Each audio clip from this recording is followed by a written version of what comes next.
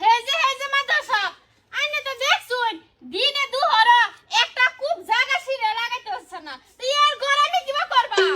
আমার পোলা হেনে কূপ দিলই না এক কূপ দিয়ার আগে আমার বৌমা চাপা ধরে লাইছে এই যে মাদ্রাসা এ হরিডার ফেসে আমার সংসারটা আর টিকতো না এই, তুই আরো 3টা দেশে খুব ও বাবা আজকে ভালো মতো দে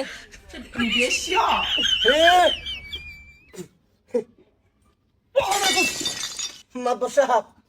আরেকটা দে লাস্ট কামড়ায় যত ঘষাঘষি করো বেড়াড়া কি দেখছেন মাদ্রাসা আত্মীর মতন বেড়াড়া হে বলে আবার বলে কই বলে এম করা না দেখছেন কাপড়টা শেষ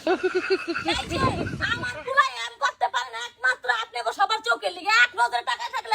আমার পোলাই কেন নজর দিবে দিকে বুঝছি Likey